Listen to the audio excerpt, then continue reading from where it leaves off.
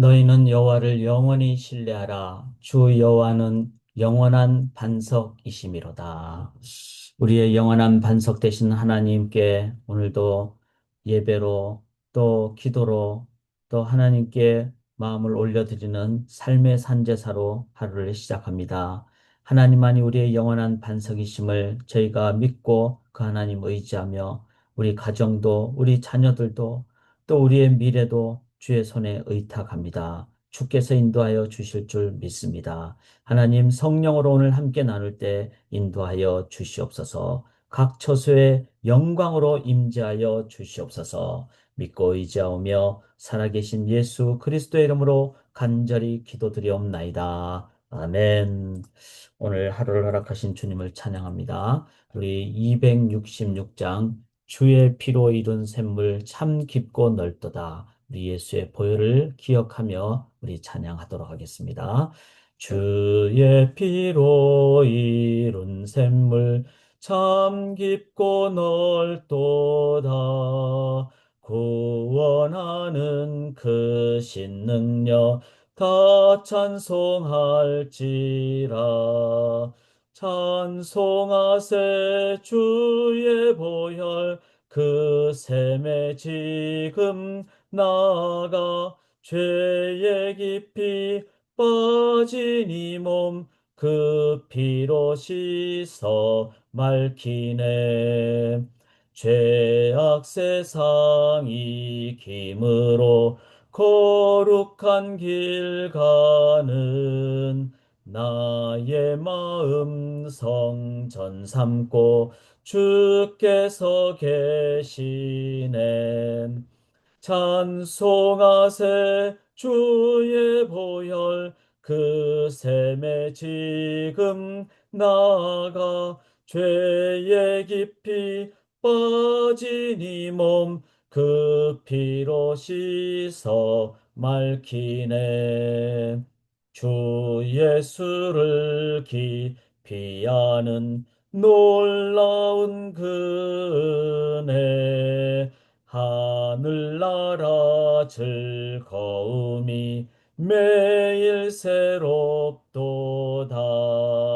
찬송하세 주의 보혈 그 샘에 지금 나가 죄에 깊이 빠진 이 몸 그 피로 씻어 맑히네.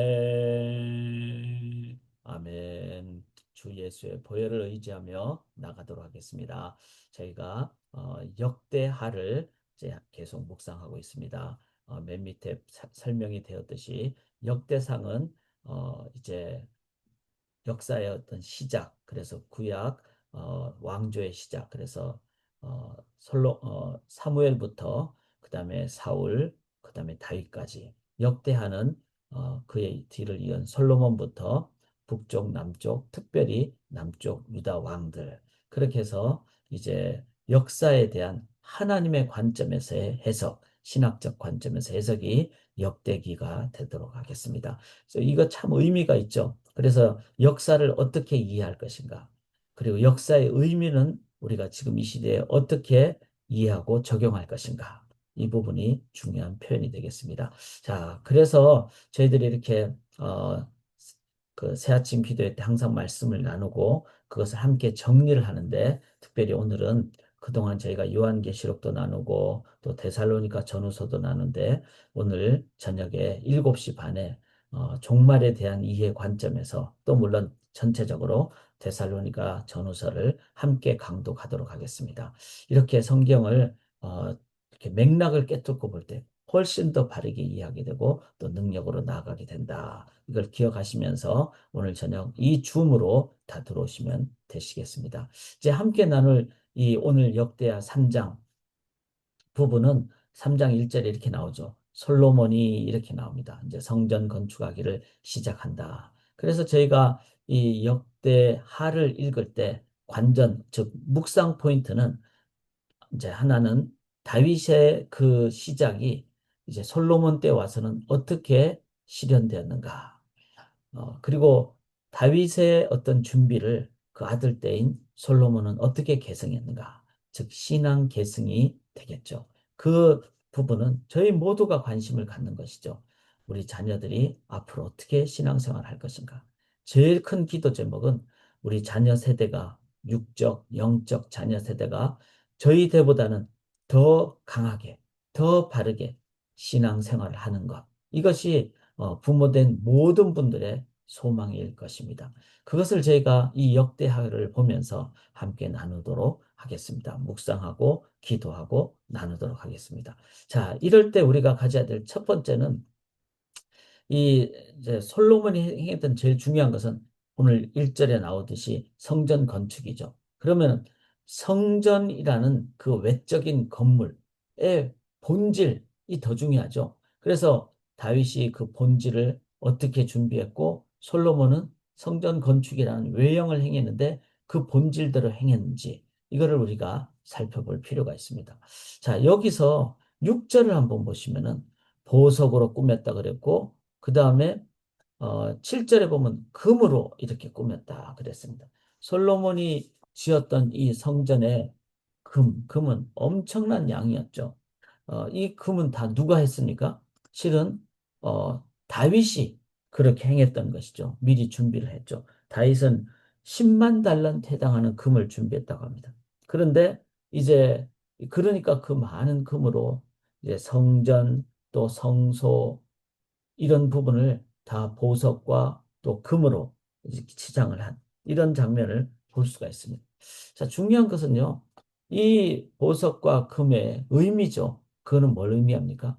그거는 하나님의 은혜에 대한 감사죠. 2장 12, 23장 2장인데요. 2장 1절에 보면은 모리아산의 성전 건축을 시작했다고 그랬습니다. 이 모리아산은 어떤 곳입니까? 과거 아브라함이 이삭을 이제 하나님의 명령에 따라서 제물로 바쳤는데 하나님께서는 그 아브라함의 마음을 다 이제 보시고 그리고 이삭을 죽이는 것 대신에 어린 양을 대신 하나님이 준비하셔서 바치도록 했죠. 이것은 뭘 의미합니까? 우리가 죽을 수밖에 없는 우리의 그 죄의 삭 죽음을 예수 그리스도 어린 양에 의해서 하나님께서는 대신 죽도록 하심. 바로 아브라함이 이것을 보면서 또 이삭이 자기가 다시 살아나는 것을 보면서 또 우리는 그 말씀을 보면서 이 성전의 건축의 터전은 뭐다? 바로 하나님의 은혜입니다. 은혜에 대한 감사가 표현된 곳. 이게 바로 이 다윗이 10만 달란트에 해당하는 금을 준비한 계기가 된 것이죠. 여기 또 본문 1절에 보시면은 어디라고 그랬습니까? 여호와께서 그의 아버지 다윗에게 나타난 곳이요 여부스 사람 오르난의 타작마당 이곳을 이제 그 성전 건축의 터전이었습니다. 오르난의 타작마당은 어떤 곳입니까? 다윗이 말년에 하나님으로부터 이제 심판을 받게 되죠. 그 백성을 계수하는 그 속에는 다윗이 나는 이만큼 이렇게 치세를 했다. 나는 정치를 잘했다.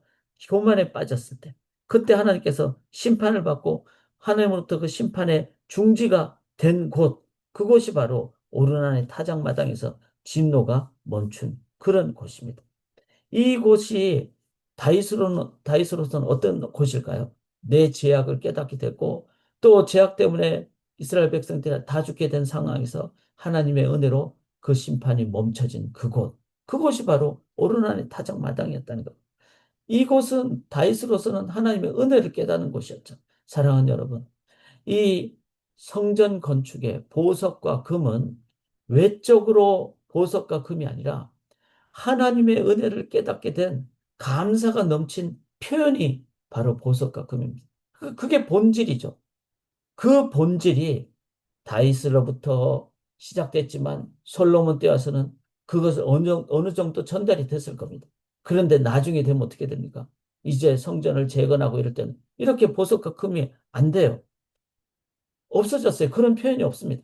그리고는 나중에 디도의 로마 장군에 의해서 성전 건물이 다 무너졌을 때는 돌 위에 돌 사이에 금을 다 입혔는데 그것을 그렇게 다 뺏어가기 위해서 그래서 성전의 벽돌이 하나도 남김없다는 그런 유래가 될 만큼 사람들은 본질은 잃어버리고 외적인 것만 남아있게 되죠.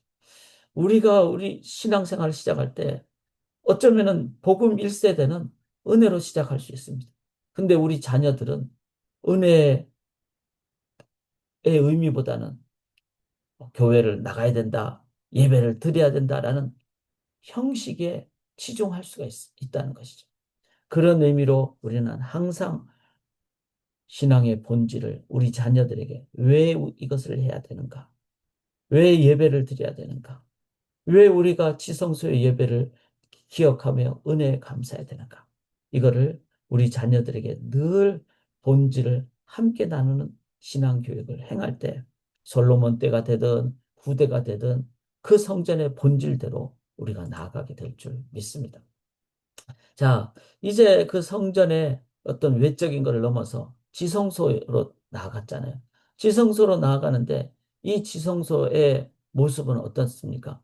그룹이, 즉 천사의 모양을 한 그룹이 날개를 폈는데 13절에 보면은 이 두 그룹이 편 날개가 모두 24규빗이라 그 얼굴을 내전으로 향하고 서 있다. 여기서 내전이란 말은 이제 지성소 바로 앞에 있는 성소를 가리킵니다. 근데 성소를 향하여 이제 두 날개를 탁 폈다는 말은 뭐죠?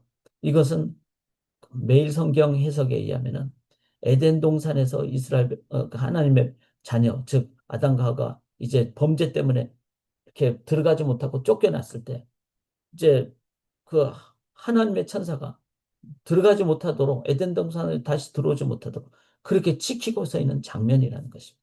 즉 이것은 뭘 의미합니까? 우리가 범죄하여 타락했을 때 우리들은 하나님께로 나아갈 수가 없다. 이 말은 죄의 무서움, 그 죄의 무서움을 우리들이 깨달아야 된다는 것이죠. 그런데 이 죄의 무서움을 예수 그리스도께서 십자가에서 대신 죽으심으로 성전의 그 성소와 지성소의 휘장을 찢으셨습니다. 이게 하나님의 인도하심이라는 거죠. 그래서 이 두 날개, 그 그룹의 날개를 보면서 우리들이 가져야 될 것은 범죄의 무서움, 그리고 나중에 다 깨닫게 되죠.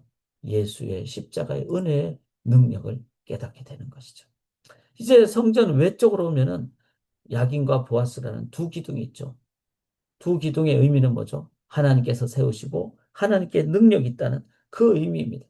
이 두 기둥을 성전에 들어갈 때마다 하나는 뭐죠? 말씀으로 하나님이 이 세상을 세우셨잖아요. 그런 야기는 말씀을 의미합니다. 그분께 능력이 있다는 보아스의 의미를 보면서 아, 이 하나님께 기도해야 되겠구나. 이게 바로 성소의 두 가지 의미잖아요. 하나는 말씀 떡상이고 또 하나는 분향단을 통해서 향이 하늘로 올라간다는 기도를 의미하죠. 그래서 야긴과 보아스를 지나갈 때마다 하나님께 기도해야 되겠다. 하나님의 말씀 의지해야 되겠다. 이거를 기억하는 것이 본질이라는 거죠. 그리고 그 본질은 또한 형식도 갖춰야 되죠.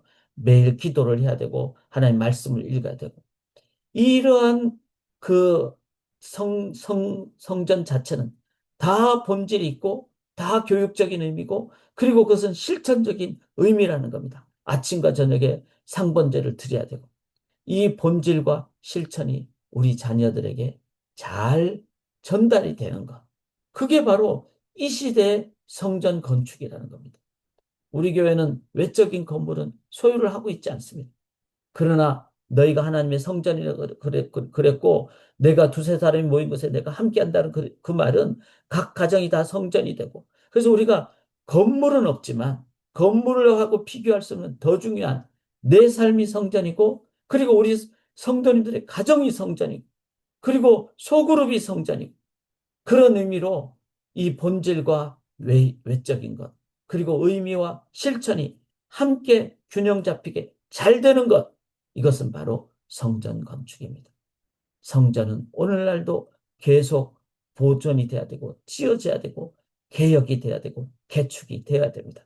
그렇게 행할 때 바로 성전은 이 땅에 하나님 나라를 이 사람들에게 보여주는 그 도구가 된다는 것을 기억하면서 성경적인 성전된 건축과 개축과 삶을 위하여 우리 가정이 그렇게 될 때 우리 자녀 솔로몬 시대에 더 귀한 성전의 그 의미가 세워지는 그리고 더 발전되는 삶이 될 줄 믿습니다. 그렇게 성전된 삶을 잘 사시기를 주님의 이름으로 간절히 기원하며 오늘 수요 성경 공부 때 함께 뵙기를 원하고요. 특별히 지금 전 세계적으로 또 미국과 한국의 양극단에 의한 극단은 위험한 겁니다. 본질인 십자가 의미로 나갈 때 위험 대신에 분리 대신에 화해와 또 참된 샬롬으로 나아가게 될 줄 믿습니다. 미국과 한국의 사회와 정치를 위해서 우리 신앙의 성도님들의 삶을 통해서 참된 회복과 화해가 일어날 수 있도록 우리 함께 간절히 기도할 수 있기를 원합니다. 살아계신 하나님, 내 마음의 성전이 바르게 지어지고 또 본질이 세워지고 그리고 야긴과 보아스라는 말씀과 기도의 그 두 기둥이 잘 세워지는 그런 균형 잡힌 삶, 그리고 본질과 의미와 그리고 형식과 실천이 함께 이루어지는 그런 전인적인 삶의 성도님들의 삶, 각 가정, 소그룹, 우리 소망교회 모든 교회되게 도와 주시옵소서. 온전히 믿고 의지하오며 오늘도 그 본질을 지킴으로